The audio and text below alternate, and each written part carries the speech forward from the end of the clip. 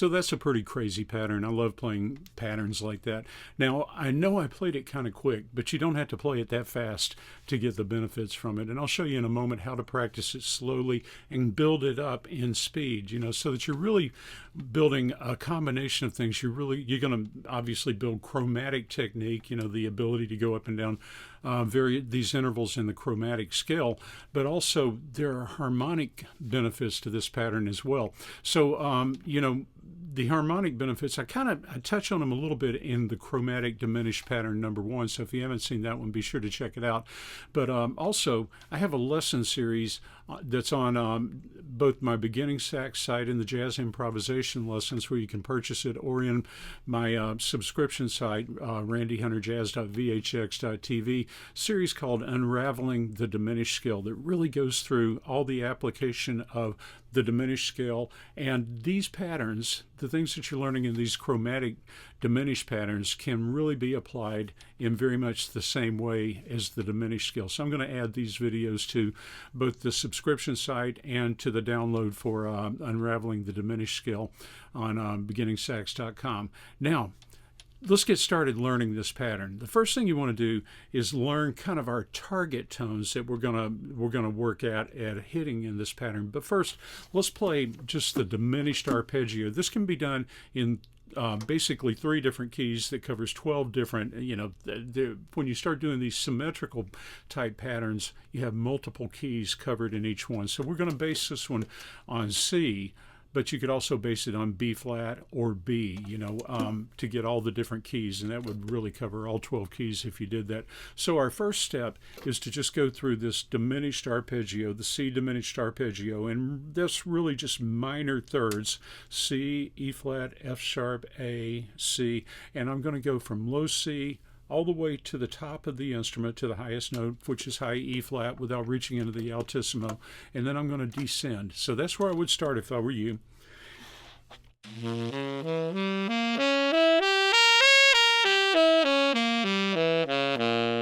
Now, these notes represent the target tones that we're going to hit with these chromatic lines, but we're not going to go just straight up this arpeggio. We're going to stagger tones. So rather than C, E flat, F sharp, A, let's do this sequence: C, F sharp, down to E flat, up to A, down to F sharp, up to C, down to A, up to E flat, etc. And you can see how I've got it written out here.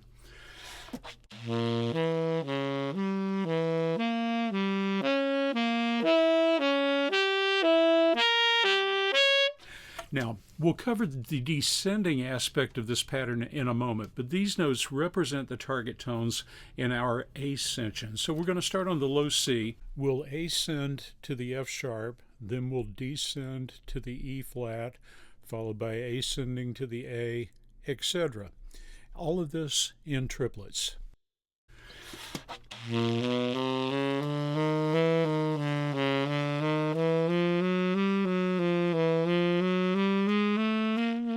Now, I know I've got the whole thing written out here, ascending, but you'll really learn this much better and get much more benefit out of it if you learn the staggered arpeggio tones ascending and then play chromatically between these target tones. Think of these arpeggio tones as targets. Go up the instrument like this, and then your benefit level will be much higher and you'll learn the pattern much better.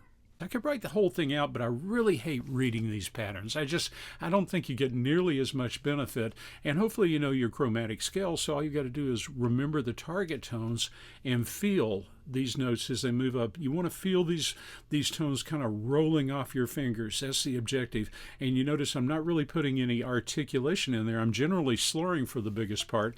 So now listen as I continue this ascension all the way up, and I'm going to go maybe just a touch faster, but not much.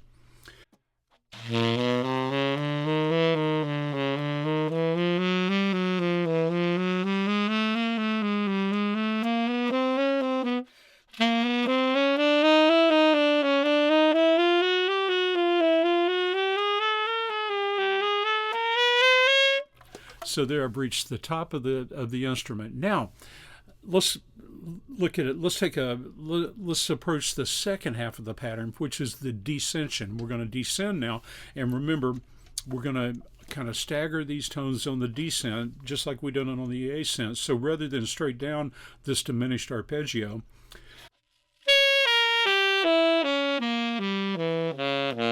let's stagger the tones. So rather than E flat, C, A, F sharp, how about E flat, A, C, F sharp, A, E flat, etc.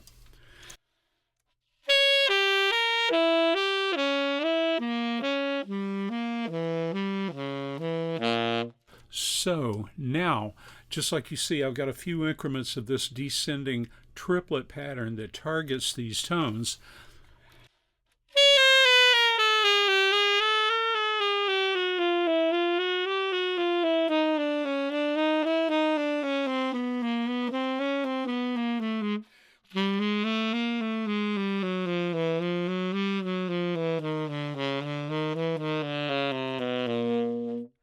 So there's your starter exercise. Play it ascending, play it descending, and then you can combine the two and play it ascending and descending like I did at the beginning of the video. I'm not going to subject you to that again right at this moment. But now here's the way you practice it. You get these notes in hand so that you're not having to read anything. You're slurring, you're working at getting those notes to just kind of roll off the fingers, nice relaxed hands, and you know, looking for that evenness of tone. It doesn't have to be loud. I'm playing kind of at a medium soft, maybe a medium volume at most, and then I'm just working for good fluency through these chromatic tones up and down. Now you put on the metronome at a slower tempo, and I'm going to pop it on at 60. Because I want to really just get this pattern moving smoothly at 60 beats a minute. And you know, I love the metronome because it gives us kind of a controlled tempo, first of all, so we know we're not speeding up and slowing down. But it also gives us a really good systematic mechanism for gradually increasing the speed. So I'm going to play it at 60 for you again. So check this out. Oh, and one tip before you start playing it with the metronome is that you turn the metronome on and really get the feel for the time in mind. You know, you turn your metronome on at 60 and hear and feel the tempo before you begin playing. You know, a lot of times I have students that are working on these kind of things. I turn the metronome on, they just start playing, and they start trying to find the tempo. Know the tempo before you play the first note.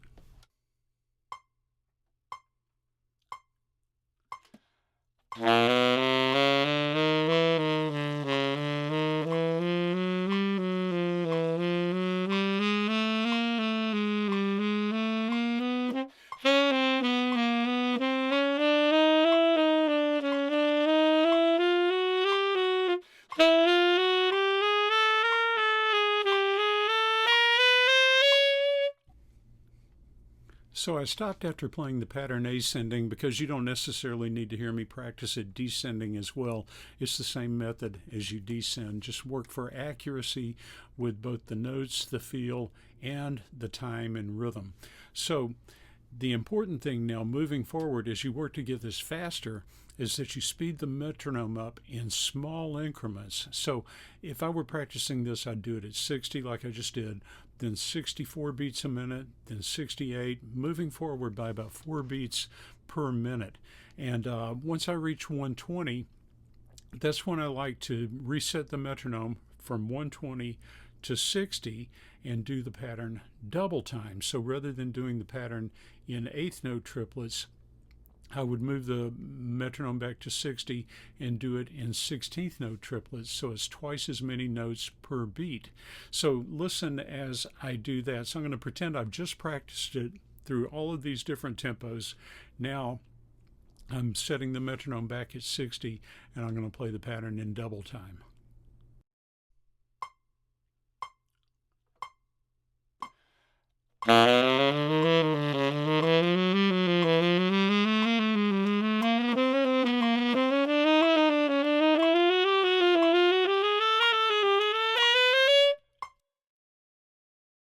Now again, I just played the pattern ascending, but this, you know, you could really continue working that tempo on up and play it both ascending and descending. Work at making it seamless, you know, as much as possible.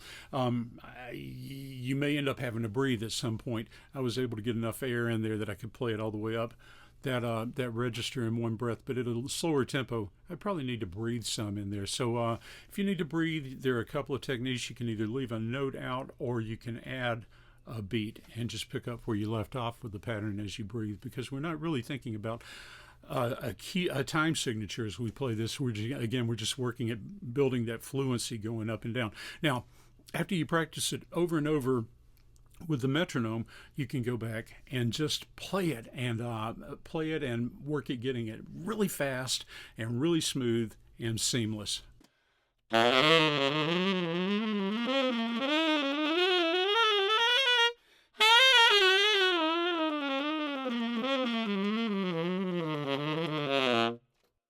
Okay, so now remember, I've got Chromatic Diminished Pattern number 1 in my YouTube playlist, The Chord Essentials, so you can check that one out.